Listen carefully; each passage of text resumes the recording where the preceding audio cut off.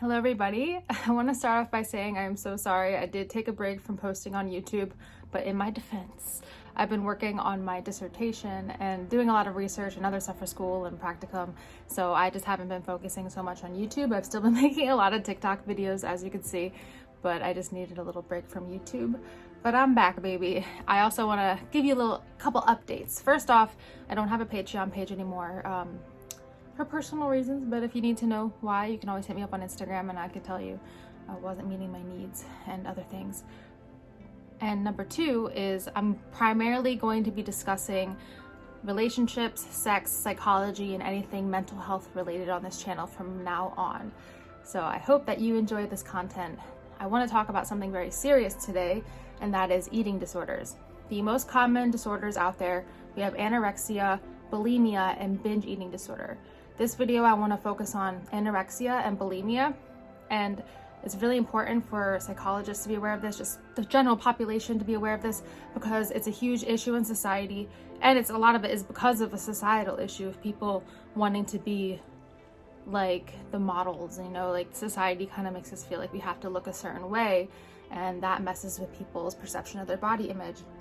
It's also the leading cause of death among individuals with mental illness. So it's something that needs to be talked about. And yeah, a lot of people might be struggling with this, people that you're close with and you might not even know. And that's something I'm gonna get into in this video. So thanks so much for watching, and I'm gonna be back every Wednesday, I promise, from now on. Stay tuned. Eating disorders such as anorexia and bulimia, they affect up to 30 million people in the United States. It affects all genders, races, cultures. It doesn't matter where you're from. One really good treatment for eating disorders is CBT, cognitive behavioral therapy, and that's been very effective, as well as pharmaceutical interventions. And a lot of the time, individuals with eating disorders are treated in an inpatient setting. Something that's really important to note about eating disorders is it can be really hard to tell if somebody that you know, even live with, has an eating disorder, because they often hide it very well. So I'm going to talk about some warning signs for individuals with anorexia. So one warning sign is being considerably underweight compared to other individuals with similar age and height, and an intense fear of gaining weight or persistent behaviors that avoid gaining weight. They seem to have very low self-esteem a lot of the time and distorted body image, and they might deny and be in denial that they are underweight. They generally will constantly express disdain for their own body and how they look, even if they're fit and toned. Like, that doesn't matter because they see themselves differently. Their perspective is skewed. And they generally maintain a body weight that is at least 15% below the nation average for age and height. So they're generally very underweight in a dangerous way. They also tend to miss menstrual cycles, because when you don't eat properly and you don't give your body the nutrients it needs, it can mess with your hormones and menstrual cycles. So that's another warning sign.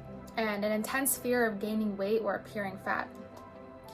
So I'm going to talk about bulimia now. So this is also a very well-known eating disorder. So like anorexia, individuals with bulimia, they tend to develop this during adolescence and early adulthood, and it's generally less common among men. It's more common among women. People with bulimia, they frequently eat unusually large amounts of food, so they binge, and then they generally purge afterwards. A warning sign of someone with bulimia, they may often be overthinking about their self-image, such as individuals with anorexia. They might be very obsessed with their body shape and weight and how they look.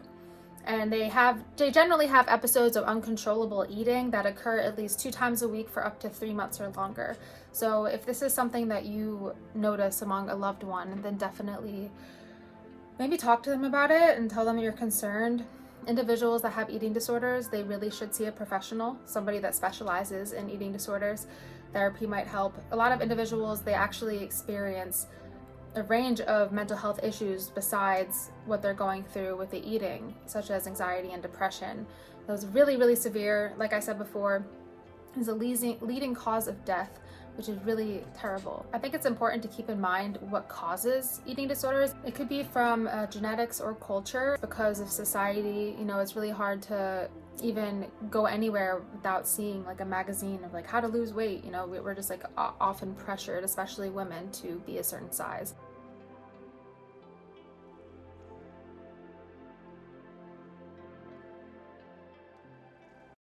So I hope you enjoyed this video, and I will see you soon for another one.